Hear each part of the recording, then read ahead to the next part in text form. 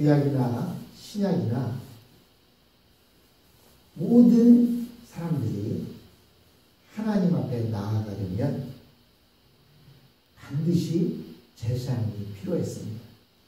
이 제사장이 하나님께 드리는 제사가 있어야만 하나님이 그 제사를 기뻐 받으십니다. 그런데요, 제사장이 하나님께 드리는 이 제사에 있어서도 작은 실수가 큰 재앙이 될 수 있었습니다. 가장 대표적인 예가 처음으로 아론과 그 아론의 아들들을 제사장으로 위임하고 위임식이 끝난 뒤에 다른 불로 하나님께 분향을 하다가 그 자리에서 즉사한 아론의 두 아들 제사장 나답과 아비후가 있습니다. 베드로전서 2장 9절에 보면 우리는 왕같은 제사장이라고 말합니다. 그렇다면 왕같은 제사장이라는 말이 그래 우리 왕같은 제사장이야. 사실 단순하게 그렇게 생각할 것이 아닙니다. 지금 제사장이었던 나답과 아비후가 하나님이 명령하신 그 불이 아닌 다른 불로 분향을 하다가 그 자리에서 즉사했다. 우리는 이것을 깊이 생각해야 합니다. 우리가 왕같은 제사장이라고 하면서 하나님이 명령하시거나 하나님이 말씀하시지 않은 다른 어떤 것으로 하나님의 이름을 더럽히게 된다면 우리가 나답이나 아비후가 되지 말라는 법이 없다는 사실입니다. 그래서 제사장은 하나님께 제사를 드리는 일에 있어서 처음부터 끝까지 하나님의 말씀에 철저하게 순종하고자 하는 그 정신력이 필요했습니다. 하나님께서는 제사장이 하나님께 드리는 제사 하나하나와 그 제물 하나하나에는 하나님의 거룩한 이름이 있다라고 이렇게 말씀하십니다. 만약 그 시대의 제사장이나 지금 시대를 살고 있는 우리 왕같은 제사장들이 하나님의 말씀을 무시하면 그것은 하나님의 이름을 더럽히는 게 되는 것이고, 그렇게 되면 그 제사의 효력이 없어지게 되는 것입니다. 그래서 하나님께서는 오늘 우리가 읽은 본문 레위기 21장을 통해서 제사장의 자격에 대해서 말씀하고 계십니다. 그리고 이어서 22장에서는 제사장들이 먹을 수 있는 선물의 규칙에 대해서 다시 말씀하고 있습니다. 우리 제사장들은 이 세세한 부분에 대하여 하나님이 말씀하신 것과 일치할 때 효과가 있는 제사를 드릴 수 있는 것입니다.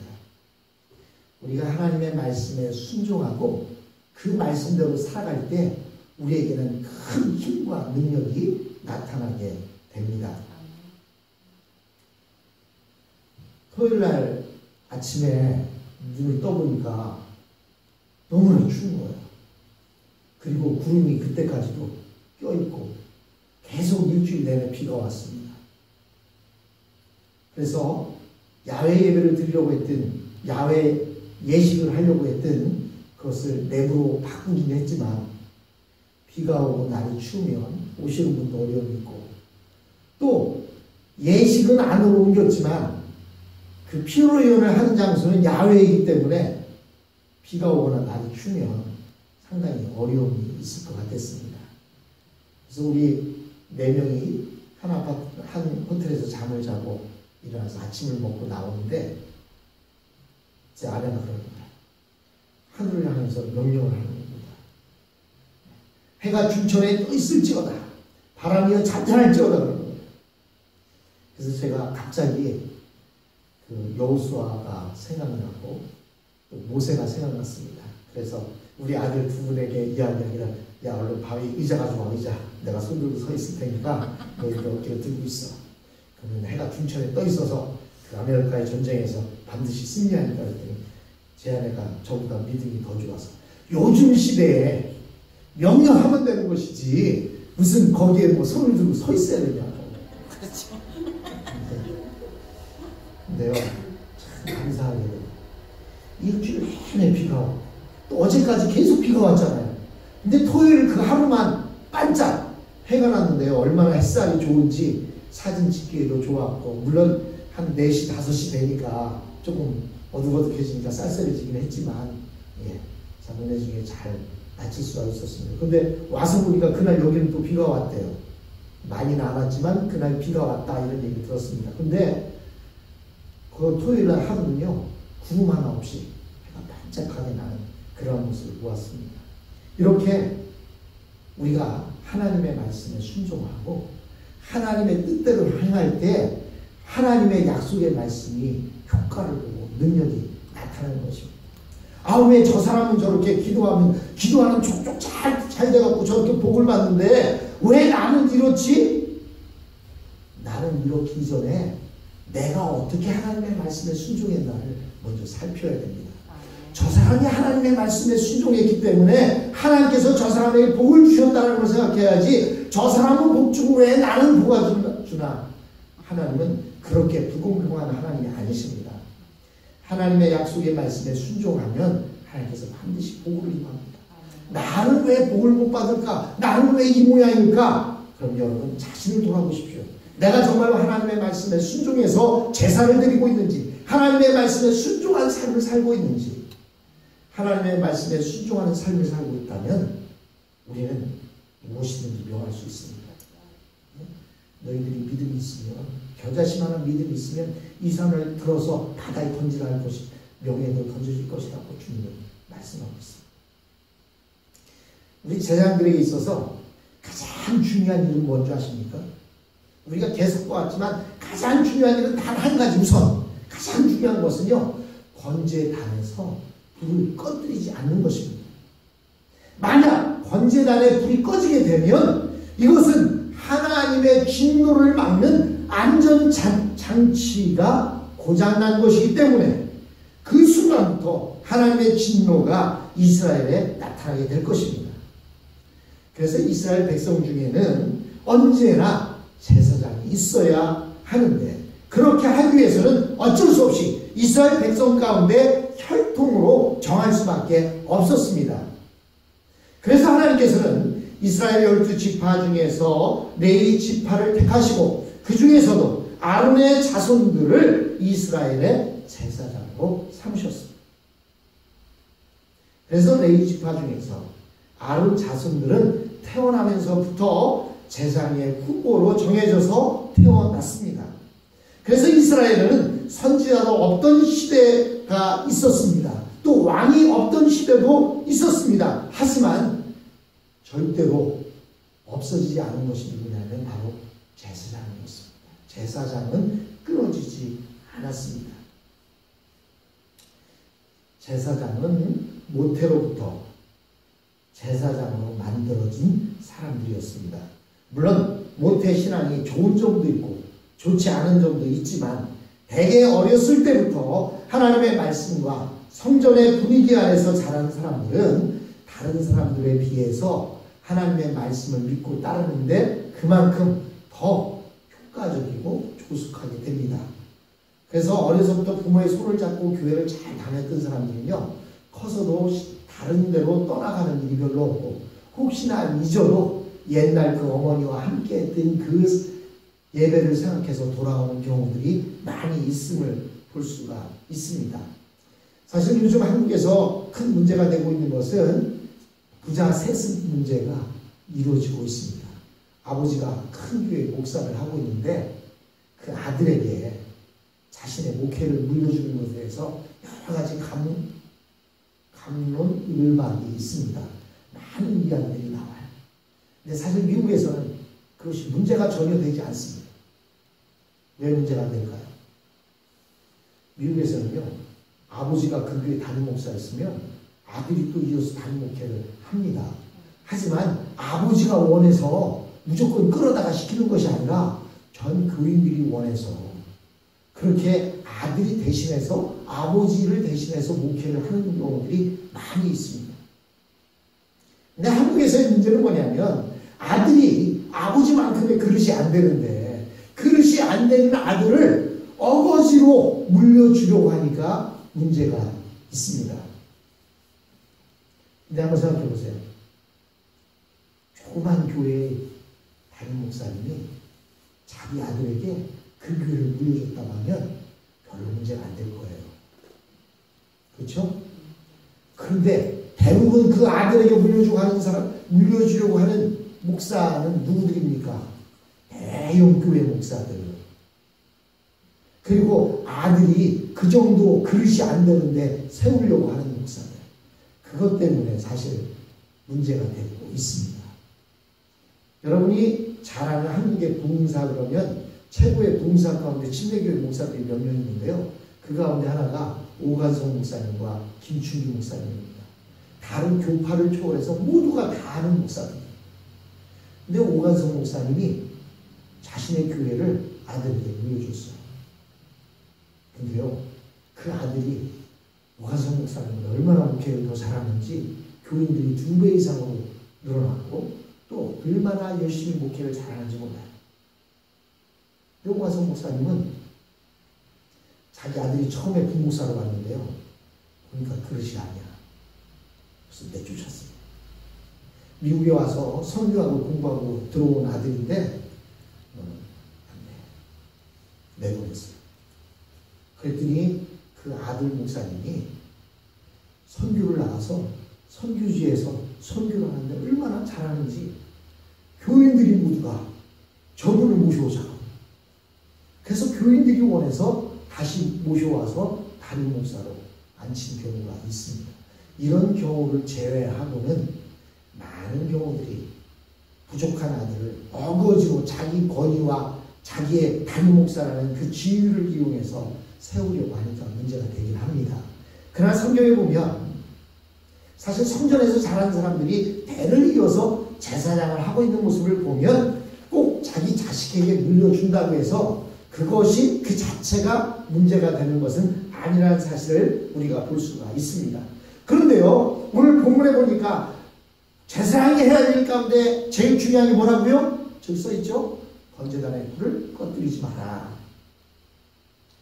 여러분, 발전소나 원자력 발전소나 또는 삼성의 그 반도체를 만드는 그런 공장에 전류가 10초만 끊어져도 몇백억의 피해가 발생한다고 합니다. 또한 원자력 발전소의 전력이 끊어져 버리면 그 안에 있는 그 뜨거운 열이 폭발하는 그런 결과를 가져오게 된다고 합니다. 마찬가지로 제사장이 제단에서의 불이 꺼져버리면 그 하나님의 진노를 막고 있던 그 불이 꺼짐으로 인해서 폭발할 수 있다는 사실입니다.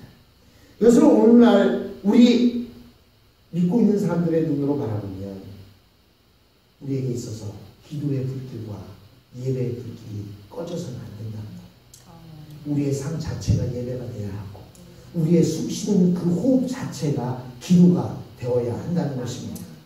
물론 우리는 일주일에 2번, 3번 이 정도 예배를 드리고 있지만 그 예배만이 아니라 내 삶 자체, 내 몸으로 드리는 예배가 있어야 합니다.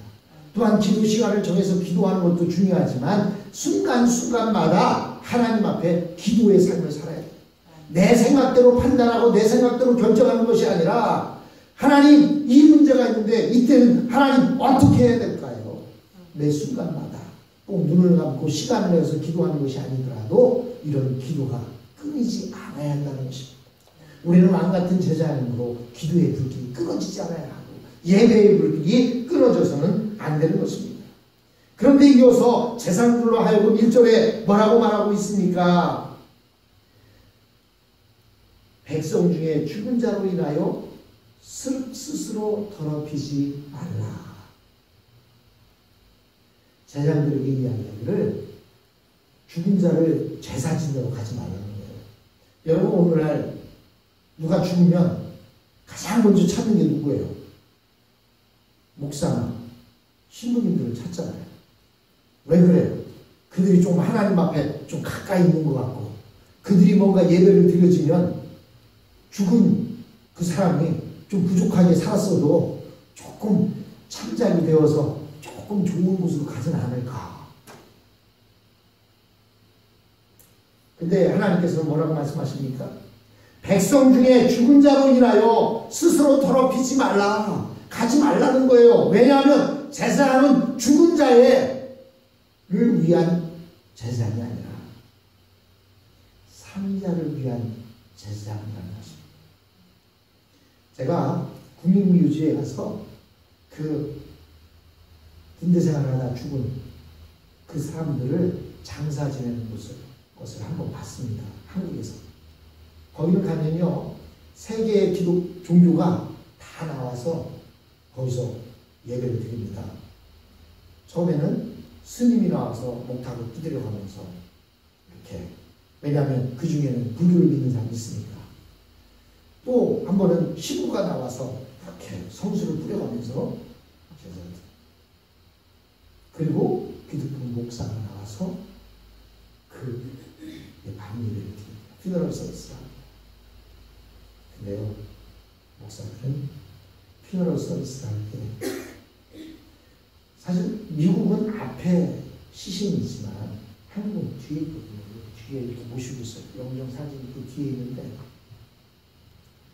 목사들은요, 스님들은 어떻게 하냐면 그 영정을 보고 뒷모습 보여가면서 목탁을 두드리면서 합니다.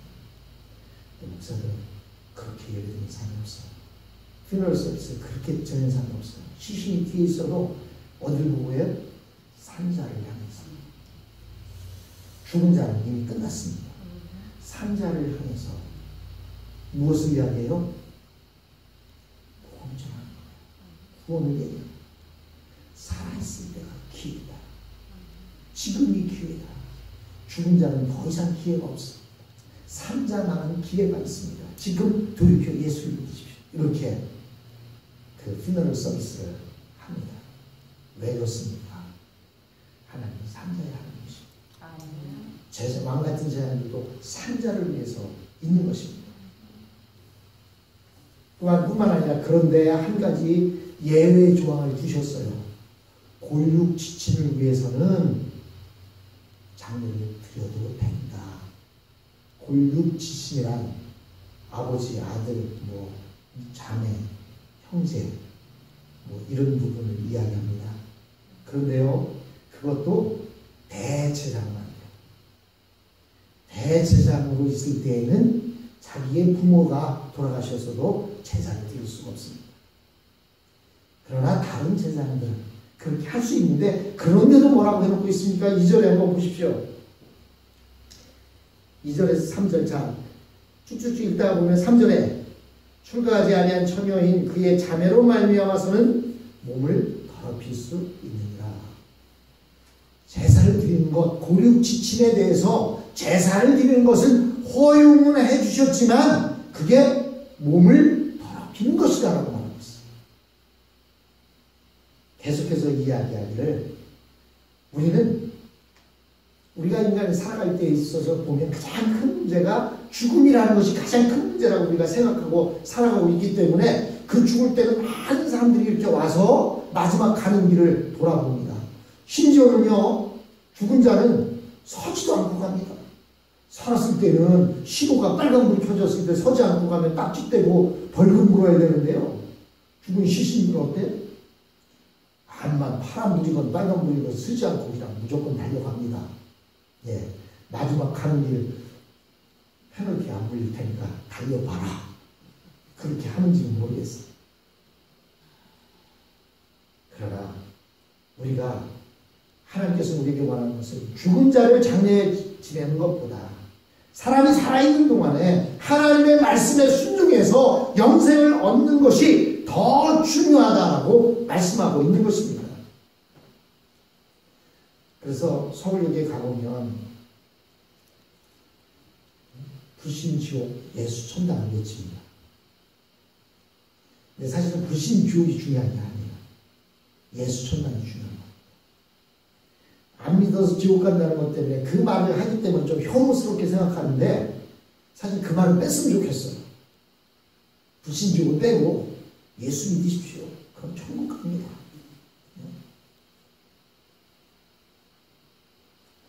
죽은 자의 장래보다 하나님은 산 자가 하나님의 말씀에 순종해서 영생을 얻는 것을 더 중요하게 생각합니다.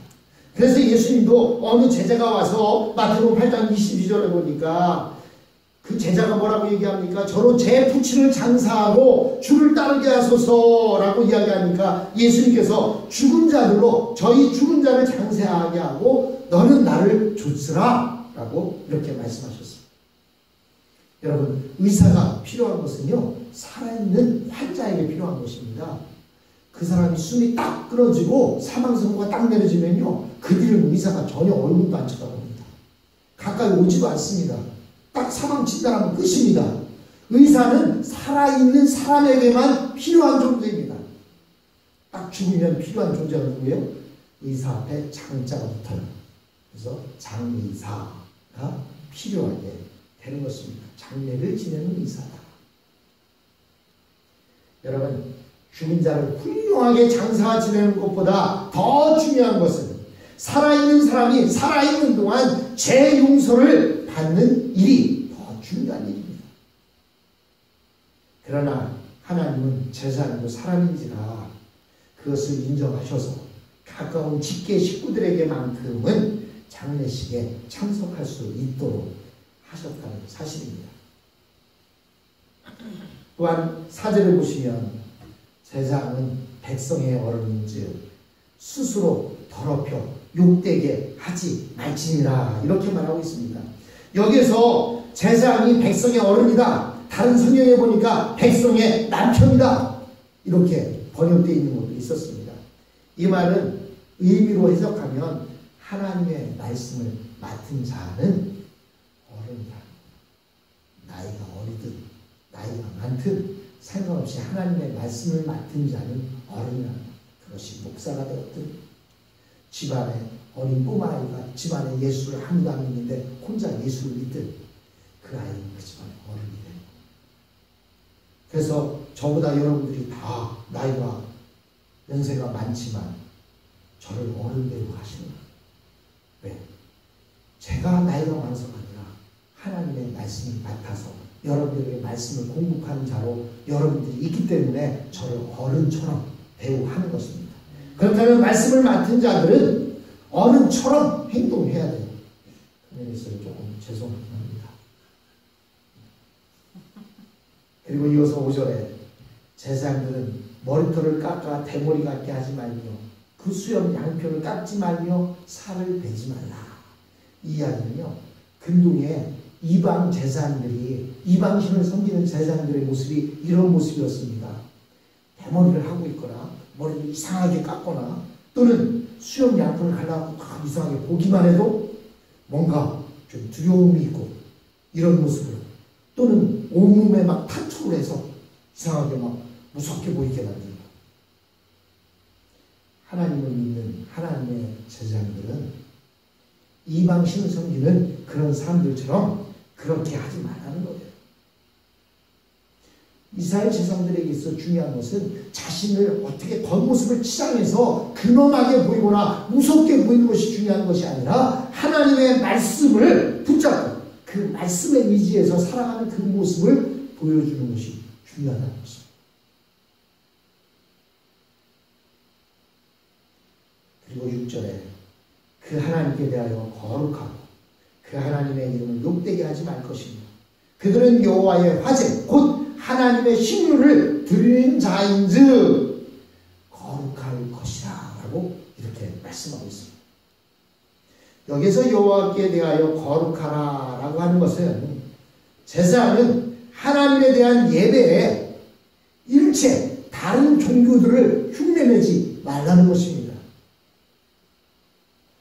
많은 예배들이 어떻게 보면 하나님 앞에 드리던 옛날의 그 예배 형식을 떠나서 어떤 이상하게 뭐가 좋다더라 또 어디는 뭐가 어떻게 하니까 그게 멋있어 보이더라 해서 그것을 자꾸 흉내내고 따라하는 사람들이 있는데 그것은 인간의 상상 속에서 나온 인간의 생각일 뿐이지 하나님 앞에 드리는 제사는 단순하게 하나님께서 명령한 대로만 하면 된다는 것입니다. 또한 여기에서 제사장이 하나님께 드리는 화제는 하나님의 식물이다 이렇게 말씀하셨습니다. 즉 제사장이 하나님께 불로 제물을 태우는 것은 하나님이 잡수시는 음식물을 만드는 사건인 것입니다. 여러분들이 음식을 먹기 위해서 불을 펴서 그것의 음식을 만드는 것처럼 우리가 번제를 드리거나 화목제를 드리거나 불로 태워드리는 모든 제사들은 하나님의 음식을 만드는 사건이라는 것입니다. 근데 여러분, 옛날에는 술 맡은 관원장 누가 있었어요? 누가 술 맡은 관원장이었죠? 느헤미야가 술 맡은 관원장이었죠. 술 맡은 관원장이라는 것은요, 왕의 최고의 측근입니다. 옛날에는 왕들이 두려움이 많았어요. 형제들이 많고 호시탐탐 자기를 죽이지 않는 사람들이 많아서 음식물에 혹시 독극물을 넣을까 봐서 가장 가까운 사람에게 음식을 만들도록 했어요. 그리고 가장 가까운 사람이 음식을 만들어 와도 믿을 수가 없는 거예요. 그래서 제일 먼저 하는 일이 뭐예요? 한국에도 조선시대 때 사극을 보면 내시들이 옆에서 맛을 보고 맛이 있나 없나 보는 게 아니에요. 맛 있나 없나도 보겠죠. 그보다 더 중요한 것은 여기에 혹시 비소를 넣어서 왕을 해하려고 하는 그런 독극물을 넣었나 그걸 맛보는 거예요. 근데 여러분, 그래서 술 맡은 관원장이나 이런 사람들은 왕의 가장 측근이었습니다. 지금 본문에서 하나님께서 제사장들에게 말하기를 제사장은 하나님의 음식을 만드는 사람이다 라고 이렇게 표현하고 있습니다. 즉 제사장은 하나님의 가장 가까운 측근이라는 거예요. 하나님의 가장 믿고 맡길 만한 사람이라는 거예요. 여러분, 우리가 저 백악관에서 나를 초청해서 대통령이 나와 함께 식사를 하겠다 하고 공문을 보냈다고 생각해 보세요. 어떨까요? 여러분, 여기 크게 막 한국 같은 배너가 붙을 거예요. 플래카드가 크게 붙어갖고 누구누구 청와대에 가서 대통령을 만나다 뭐 이렇게 대단한 자랑거리가 될 것입니다. 그런데 하나님께서 우리와 함께 식사를 같이 합니다. 여러분, 이스라엘 식사법은 어때요? 가부장을 딱 꿇고 책상자리를 하고 앉아갖고 또는 어른 앞에서 먹듯이 무릎을 꿇고 앉아갖고 조신하게 이렇게 먹는 스타일이 아니라 이스라엘 사람들은 어떻게 먹어요? 비스듬히 누워서 먹습니다. 하나님 앞에서 그렇게 비스듬히 누운 상태로 음식을 먹으면서 대화를 나눈다. 여러분, 생각만 해도 얼마나 자랑스럽고 기쁘겠습니까? 하나님께서 제사장들에게 그들이 드리는 그 화제를 하나님의 식단을 삼겠다고 말씀하고 있습니다. 그런데 서두에 말씀드렸듯이 베드로전서 2장 9절에 보면 너희는 왕 같은 제사장이다. 너희는 택하신 족속의 왕 같은 제사장이다 말씀하고 있습니다. 우리를 왕 같은 제사장으로 삼으시고 주님께서 우리에게 레위기 21장 말씀을 통해서 왕 같은 제사장으로 떠야 되느냐? 불을 꺼트리지 마라. 기도의 불, 예배의 불을 꺼트리지 마라. 그리고 더러운 것을 손대지 말고 가까이 하지 마라. 뿐만 아니라 우리가 살아가면서 다른 이방 종교들을 흉내내지 마라. 그냥 주님이 말씀하신 대로만 살아라. 그러면 하나님께서 우리와 더불어 함께 음식을 나누는 한 식탁에서 주님과 함께하는 그 시간이 우리에게 주어지게 됩니다. 왕 같은 제사, 하나님이 인정한 제사입니다. 당당하게 자신있게 이 땅을 살아가시고 하나님의 말씀에 순종하면서 하나님 주시고자 하는 모든 복을 누리시는 저와 여러분이 되었습니다.